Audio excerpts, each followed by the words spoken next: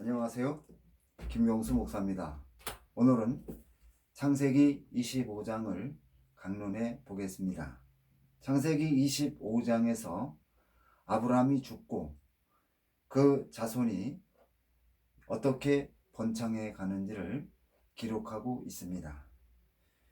창세기 25장에서 먼저 아브라함이 재혼했다는 것을 기록하고 있습니다. 아브라함이 사라가 죽은 후에 후처를 취하였습니다. 후처의 이름은 구두라인데 향기라는 뜻을 가지고 있습니다.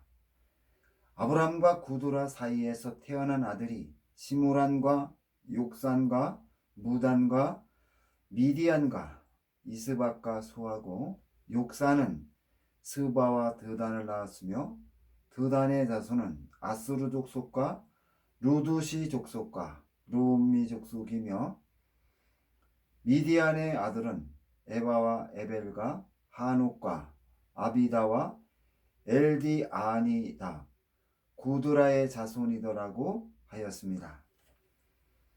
아브라함이 서자들 중에서 시므란의 이름은 찬양하는이라는 의미이며 욕산이라는 이름은 새 사냥꾼이라는 뜻이고 무단이라는 이름은 분쟁이라는 뜻이며 미디안이라는 이름은 심판이라는 뜻이며 이스박의 이름은 버리는 자라는 뜻이며 수아라는 이름은 북이라는 의미를 가지고 있습니다. 아브람과 구두라 사이에서 태어난 서자들의 이름은 사라가 죽은 후에 가정생활의 모습을 증거하는데 첫째 아들의 이름만 신앙적인 의미를 가졌고 나머지 아들들은 신앙과 관계없는 뜻을 가진 이름으로 지어졌다는 것은 아브라함이 재혼해서 첫째 아들이 태어날 때까지는 아브라함이 주도권을 가졌지만 그 이후에는 그드라에게 주도권이 넘어갔다는 것을 나타내는 것이라 그렇게 생각할 수 있습니다. 창세기 25장 1절에서 아브라함이 재혼하여 자녀를 낳은 것은 그가 노년에도 건강했다는 것을 증거하는 것입니다. 아브라함의 재혼은 사라가 죽었기 때문에 합법적인 것이며 여러 명의 아들을 얻어서 노년의 삶이 풍성했지만 아브라함의 재혼은 문제가 많습니다. 첫째로 아브라함이 하갈을 통하여 쓰디쓴 실패를 했음에도 또다시 그 위험한 일을 반복했다는 것입니다.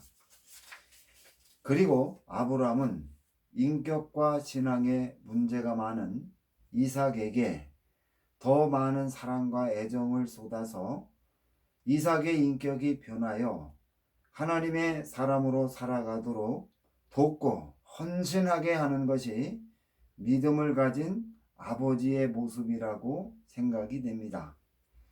하나님의 언약과 반역의 영향을 받은 이삭은 므낫세와 같은 부류의 사람으로 인격의 결함을 가지고 있었고 이삭이 청소년기에 하나님의 언약에 대하여 한을 품었던 이스마엘의 집에 들어가서 20년 가까이 살면서 이스마엘의 신앙과 가치관에 영향을 받아 굳어진 이삭의 생각을 변화시켜서 하나님이 기뻐하시는 삶을 살아가도록 헌신해야 했는데 아브라함은 모든 것을 며느리인 리브가에게 맡기고 자신의 삶을 살았기 때문에 좋은 평가를 받지 못하고 아브라함이 늙었다고 그의 믿음을 표현한 것으로 그렇게 판단이 됩니다. 히브리서 11장 9절에서 믿음으로 그가 이방의 땅에 있는 것 같이 약속의 땅에 거류하여 동일한 약속을 유업으로 받은 이삭 및 야곱과 더불어 장막에 거하였다는 것은 아브라함이 이삭과 야곱에게 믿음을 전해주고 아브람과 이삭과 야곱이 같은 장막에 살면서 같은 믿음과 소망을 가졌다는 것을 증거하는 것입니다. 그러나 이삭이 결혼하고 아브라함이 죽을 때까지 35년 동안 함께 살면서 이삭의 삶의 변화를 위하여 헌신했다는 증거를 찾아볼 수 없다는 것은 아브라함이 믿음으로 자신의 삶을 마무리하지 못한 아쉬움을 나타낸 것으로 판단할 수 있습니다. 아브라함이 재혼해서 여러 명의 자식을 생산했는데 아브라함이 자식 문제를 정리하지 못하고 죽는다면 이스마엘 때와 같이 하나님의 구속 역사에 큰 혼란이 생길 수 있었기 때문에 아브라함이 그의 모든 소유를 이삭에게 주었고 그두라 사이에 태어난 서자들에게도 재물을 주어서 생전에 이삭을 떠나 동방으로 가서 살게 한 것은 자신이 이스마엘에게 했던 실수를 반복하지 않는 조치였다고 판단이 됩니다. 아브라함이 175세에 죽었고 이삭과 이스마엘이 아브라함을 막벨라 굴에 장사하였습니다. 아브라함이 죽자 이스마엘이 아브라함의 장례를 치르렸다는 것은 이스마엘과의 관계가 어느 정도 회복되었다는 것을 증거하는 것입니다.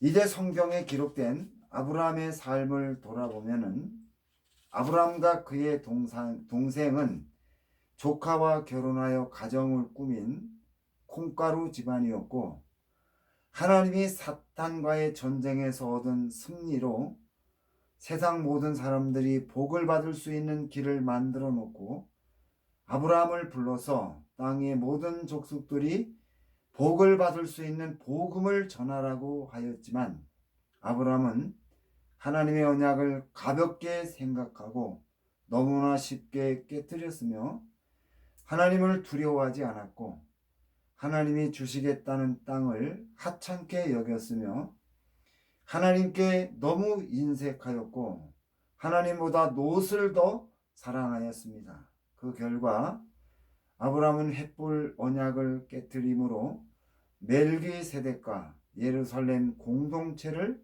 없애버렸고 소돔성의 심판과 관련하여 최악의 범죄를 저질러 그동안 하나님이 이룩해 놓은 모든 구원의 근거를 다 날려버렸습니다.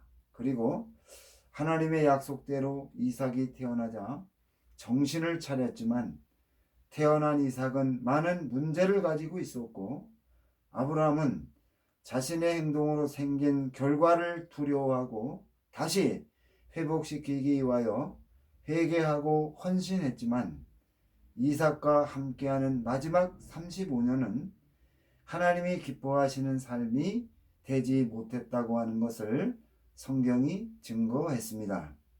성경에서 가장 비난받고 욕을 먹어야 하는 사람이 아브라함인데 순종과 축복의 사람으로 왜곡되어서 지금까지 존경을 받아온 것은 성령의 역사로 보기 어렵습니다. 신약성경에서 아브라함이 여러 차례 인용된 것은 아브라함처럼 큰 죄를 용서받은 사람이 없기 때문일 것이며 아브라함을 통하여 교훈하는 것은 믿음을 통하여 하나님이 의롭다고 인정한 사람은 하나님께서 끝까지 지켜주시며 어떤 죄를 지어도 하나님이 용서해 준다는 것을 가르쳐 주기 위함입니다. 따라서 성경에서 하나님이 아브라함과 같은 사람을 용서해 주고 믿음의 조상으로 삼은 기사를 읽을 때마다 성도들은 무한한 용기와 위로를 얻을 수 있는 것입니다. 아브라함 같은 사람을 버리지 않고 품어주신 하나님의 은혜가 나를 비롯한 모든 성도들이 구원받는 것을 더욱 확실하게 보장해 주기 때문에 하나님께 감사와 영광과 찬송을 드릴 수밖에 없다는 것입니다.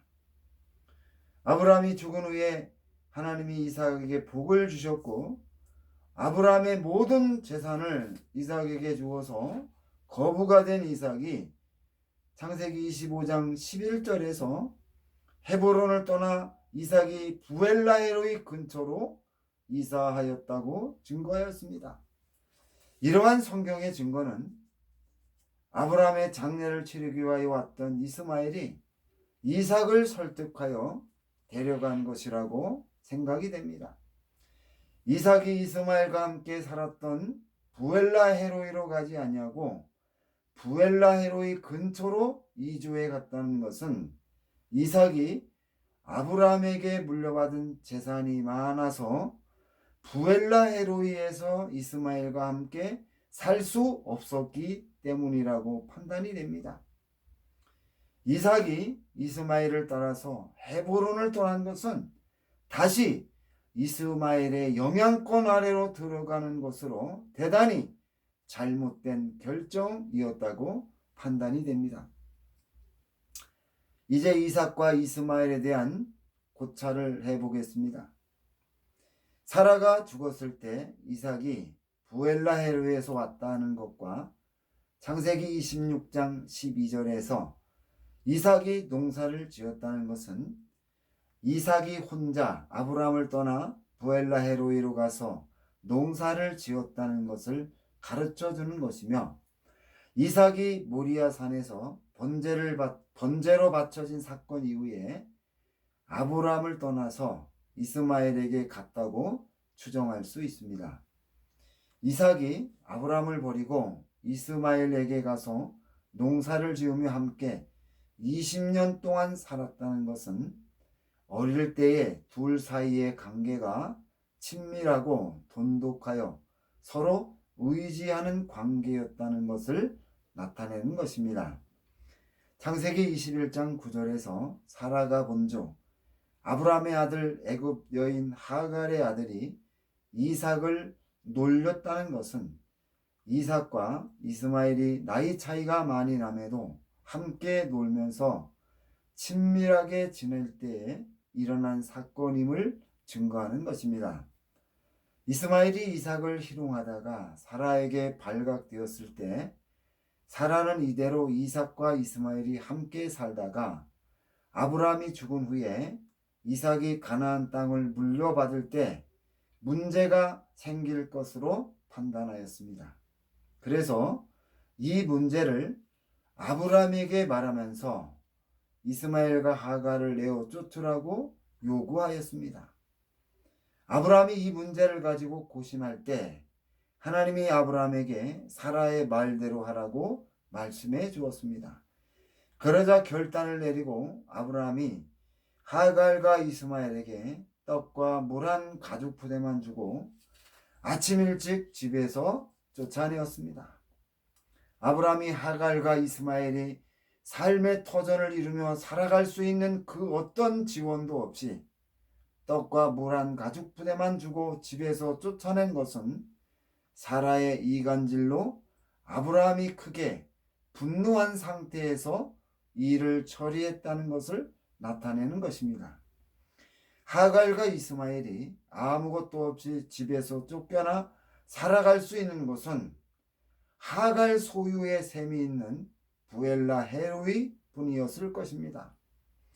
하갈과 이스마엘이 키울 수 있는 가축이 없었기 때문에 농사를 지을 수밖에 없었다고 판단되며, 이렇게 해서 하갈과 이스마엘이 부엘라헤로이에서 농사를 지으며 삶의 기반을 닦았다고 추정이 됩니다. 이삭은 하나님의 약속으로 얻은 아들이지만 동시에 아브라함이 하나님을 반역하는 죄의 영향을 받고 태어났습니다.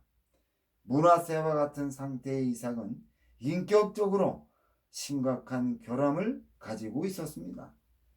아브라함이 이삭이 가지고 있는 결점으로 하나님의 심판을 받아 망한다고 판단했을 정도였습니다.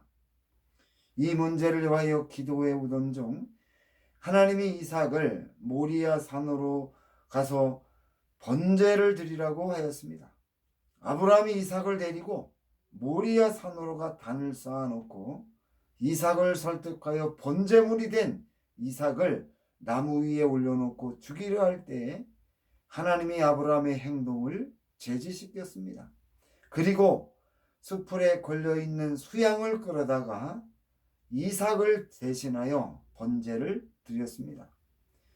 아브라함의 말을 듣고 죽었다가 다시 살아나면 새 사람이 된다고 믿었던 이삭은 죽지 않았고 수양으로 대신 번제를 드리는 것을 보고 이삭은 아버지가 자신을 속이고 정말로 죽이려 하다가 나무에 뿔이 걸려서 발버둥치는 수양을 보고 마음에 가책이 되어 이삭을 대신하여 번제를 드리고 자신을 살렸다고 판단한 것으로 추정이 됩니다. 이삭은 아브라함이 언제 또다시 자신을 죽일지 모른다는 공포심에 사로잡혀 아버지 집을 도망쳐 이스마엘에게 간 것입니다.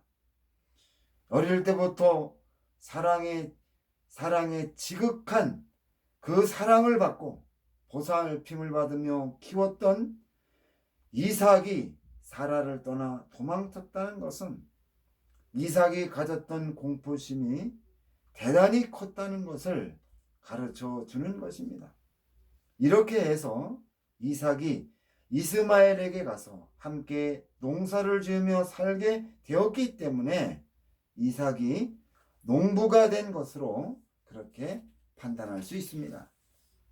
이삭이 아브라함과 모리아 산으로 올라갈 때 번제에 쓸 나무를 지고 갔다는 것은 그의 나이가 대략 17세 전후의 청소년기였다고 추정이 되며, 이렇게 어린 나이에 집을 나온 이삭이 부엘라헤로이에 살고 있는 이스마엘에게 피신하여 이스마엘과 함께 농사를 지으며 사라가 죽을 때까지 대략 20년 가까이 살았기 때문에 이삭이 이스마엘의 영향을 받아 인격과 가치관이 굳어졌다고 추정이 됩니다.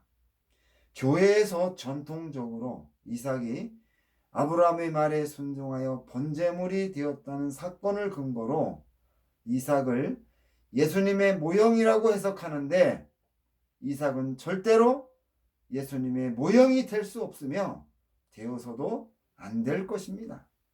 그리고 아브라함이 죽을 때에 아브라함의 모든 재산을 이삭에게 주었기 때문에 이삭은 대단히 큰 부자가 되었고, 그가 헤브론에서 아버지 아브라함과 38년 동안 일궈온 삶의 터전을 버리고 부엘라 헤로이 근처로 이주했다는 것은 아브라함의 장례를 치르기 위해 왔던 이스마엘의 영향을 크게 받아 결정했다는 것을 가르쳐주는 것입니다.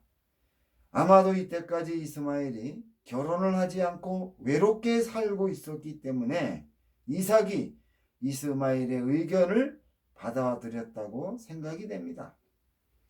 이후에 창세기 26장에서 기근이 들어 이스마엘과 이삭이 헤어져 이스마엘이 바란 광야로 가서 살면서 결혼한 것으로 판단이 됩니다. 창세기 21장 21절에서 그가 바란 광야에 거주할 때 그의 어머니가 그를 위하여 애굽 땅에서 아내를 얻어 주었다는 증거는 이스마엘이 결혼에 대하여 부정적인 편견을 가지고 있었다는 것을 증거하는 것으로 판단할 수 있습니다. 이스마엘이 결혼에 대하여 부정적인 생각을 가지게 된 것은 아마도 자신의 어머니 하갈이 첩이었기 때문에 심한 차별을 받아왔고, 자신과 이복 동생의 갈등으로 집에서 맨몸으로 쫓겨났기 때문이라고 그렇게 판단이 됩니다. 창세기 28장 9절에서 이에 에서가 이스마엘에게 가서 그 본처들 외에 아브라함의 아들 이스마엘의 딸이요 느바에웃의 누이인 마할랏을 아내로 맞이하였더라고 하였습니다. 에서가 마할랏과 결혼할 때 77세였고 이삭은 137세였으며 이스마엘이 죽고 14년이 지난 때였습니다. 마할랏이 이스마엘의 장남 느바요스의 동생이라고 증거한 것은 이스마엘이 죽음으로 이스마엘의 장자 느바요시 마할랏의 법적 후견인이었다는 것을 나타내며 마할랏이 이스마엘이 늦게 낳은 딸이라는 것을 나타내는 것입니다. 마할랏의 이름이 질병이라는 것은 마할랏이 태어날 때 이스마엘의 건강이 좋지 않았다는 것을 나타내며, 마할랏이 성장하여 병든 이스마엘을 잘 보살폈기 때문에 에서가 세 번째 부인으로 선택한 것으로 판단이 되며, 그녀의 이름이 바스맛으로 불린 것은 그녀가 이삭을 잘 보살폈다는 것을 증거하는 것으로 판단할 수 있습니다.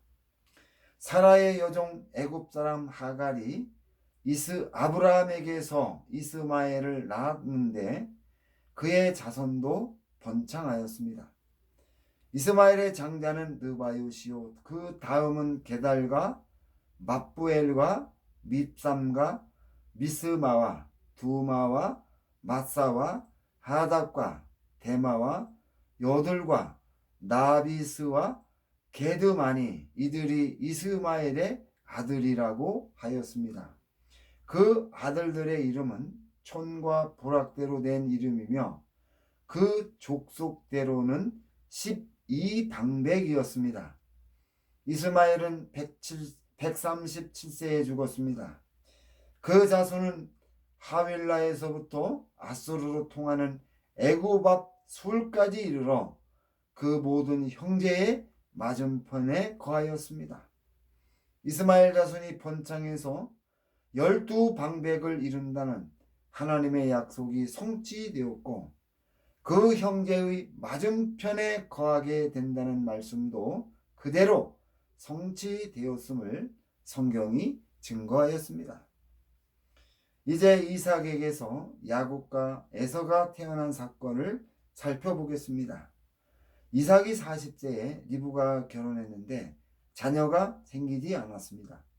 20년 동안 기다려도 자녀가 생기지 않자 이삭이 그를 위하여 여호와께 간구했는데 여호와께서 이삭의 간구를 들으시고 리브가의 임신을 허락하였습니다.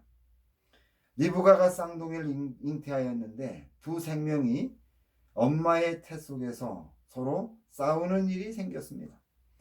이 일이 예사롭지 않고 날로 심해지자 리브가가 하나님께 물었는데 창세기 25장 23절에서 하나님이 두 생명에 대하여 말씀해 주셨습니다. 두 국민이 내 태중에 있구나. 두 민족이 내 복중에서부터 나누이리라. 이 족속이 저 족속보다 강하겠고 큰 자는 어린 자를 섬기리라고 하였습니다. 하나님이 주신 계시의 의미는 리브가의 뱃속에 있는 아이들은 출발 시부터 서로 싸우듯이 서로 합칠 수 없는 성격을 가지고 태어난다는 것과 작은 자가 장자의 고난을 가지고 하나님의 언약을 계승하게 된다는 것입니다.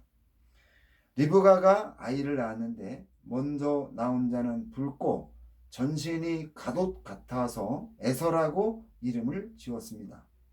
붉다는 말은 안색이 붉다는 뜻으로 아주 건강한 아이의 상태를 나타내며, 전신이 갑옷 같다는 것은 털이 전신을 덮고 있는 상태를 가리킵니다. 에서라는 이름은 털이 많다는 뜻이며 뒤에 나온 아우는 손으로 에서의 발꿈치를 잡았으므로 이름을 야곱이라 지었습니다. 쌍둥이가 태어나면서 형의 발꿈치를 잡고 태어나는 것은 대단히 희귀한 일입니다.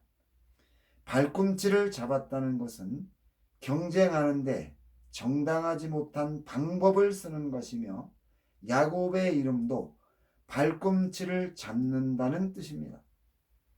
이삭이 하나님께 기도해서 얻은 에서와 야곱의 이름이 태어날 때 나타난 특별한 모습을 기반으로 지어졌다는 것을 알 수 있습니다.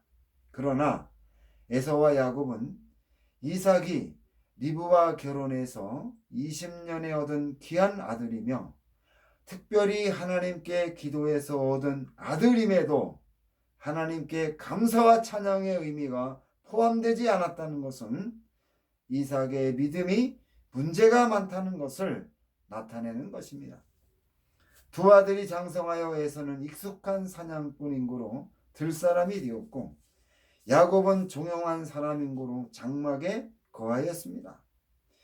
에서는 강한 힘이 넘치며 야성미를 가진 남자가 되어 거친 들판에서 짐승을 쫓아가 사냥하면서 살았습니다. 반면에 야곱은 조용한 사람으로 에서와 반대되는 성격을 가져서 언행이 차분하였으며 장막에 머물기를 좋아하는 가정적인 사람이었습니다. 이삭이 이스마엘과 함께 살면서 힘들게 농사를 지었기 때문에 육식을 많이 했다고 판단이 되며 이러한 생활 방식이 계속 이어져 이삭이 에서가 사냥한 고기를 좋아했기 때문에 에서를 사랑하였고 리브가는 장막에 거하기를 좋아하는 야곱을 사랑했다고 하였습니다. 히브리서 11장 9절 10절에서 믿음으로 저가 외방에 있는 것 같이 약속하신 땅에 우고하여 동일한 약속을 유업으로 함께 받은 이삭과 야곱으로 더불어 장막에 거하였으니 이는 하나님이 경영하시고 지으실 터가 있는 성을 바랐음이라고 하였습니다. 본문에서 야곱이 아브라함과 15년 동안 함께 살면서 같은 소망을 가졌다는 것은 야곱이 아브라함에게 신앙적으로 많은 것을 배웠다는 것을 증거하는 것입니다. 본문에서 에서가 빠진 것은 그가 어려서부터 수렵 생활을 하느라고 집에 머물지 않았으며 하나님의 약속과 신앙적인 면에 관심이 없었다는 것을 나타내는 것입니다. 야곱이 장막에 거하면서 죽을 수 없는데 그때 마침 에서가 돌아왔는데 심히 배고프고 피곤한 상태였습니다. 에서가 야곱이 죽을 쓰는 것을 보고 말하여 달라고 했을 때 오늘날 장자의 명분을 내게 팔라고 합니다. 야곱의 이러한 행동은 상대방의 약점을 이용하여 이득을 챙기는 기회주의자의 전형을 보여주는 것입니다. 구약시대의 장자권에는 특권과 책임이 포함되어 있습니다. 장자권의 특권은 아버지의 뒤를 이어 가장이 되고 가문의 대소사를 처리하였으며 다른 형제들보다 2배의 유산을 차지할 수 있었습니다. 그리고 하나님과 사람 앞에서 가정의 대표자이며 하나님의 언약을 계승하는 반면에 부친 사후에 모친과 자매를 부양해야 할 책임이 있었습니다. 야곱이 에서의 약점을 이용하여 팥죽 한 그릇에 장자권을 매입한 것은 하나님의 언약을 계승하고 싶었기 때문일 것입니다. 야곱이 아브라함으로부터 하나님의 언약을 계승하는 자에게 주어지는 그 은혜가 얼마나 큰지를 들어서 알고 있었기 때문에 야곱이 어떤 수단을 동원해서라도 장자권을 얻으려 했다고 생각이 됩니다. 야곱의 행동이 정당하지 않지만 믿음에 뜨거운 열정이 있었기 때문에 이러한 생각을 가지게 되었다고 추정이 됩니다. 에서는 야곱의 제안을 수용합니다. 그는 장자권의 가치를 알지 못했고 관심이 없었습니다. 지금 배고픈 문제를 해결하는 것이 장자권보다 더 중요하다고 생각하였습니다. 에서의 별명이 에돔이라고 불리게 된 것은 에서가 본래 붉은데 붉은 팥죽을 얻어 먹으면서 장자권을 파는 어리석은 일을 했기 때문에 불타는 뜻을 가진 에돔이 그의 별명이 되었다고 생각이 됩니다. 에돔이란 별명에는 에서의 행동을 비웃고 조롱하는 의미가 담겨져 있습니다. 에서가 팥죽 한 그릇에 장자권을 팔아버린 것은 평상시에 장자권을 무가치하게 생각하였다는 것을 나타내는 것입니다. 에서는 자신이 건강하고 힘이 있기 때문에 장자권이 없어도 잘 살 수 있다는 생각을 가졌습니다. 야곱이 떡과 팥죽을 에서에게 주매 에서가 먹으며 마시고 일어나서 갔으니 에서가 장자의 명분을 경휼히 여김이라고 하였습니다. 이러한 증거는 에서가 장자권을 얼마나 하찮게 여겼는지를 가르쳐주는 대목입니다. 야곱은 어려움에 빠져있는 에서를 도와주지 않고 그 약점을 이용하여 장자권을 취득하였습니다. 야곱은 자신이 정한 목표를 성취하기 위하여 치밀하게 계산하고 수단과 방법을 가리지 않고 밀어붙이는 성격을 가지고 있었기 때문에 야곱의 믿음이 약화되거나 하나님의 은혜가 떠나면 야곱의 계산하는 성품이 야곱을 지배하게 된다는 것을 그대로 암시하고 있는 것입니다. 이렇게 해서 오늘 모든 강론을 마치겠습니다. 이 강론을 통하여 하나님을 아는 지식이 더해지고 성경을 이해하는 깊이가 더해져서 참으로 우리가 이 마지막 때에 하나님의 위대한 역사를 감당하는 축복받는 사람이 되기를 주님의 이름으로 부탁을 드립니다. 감사합니다.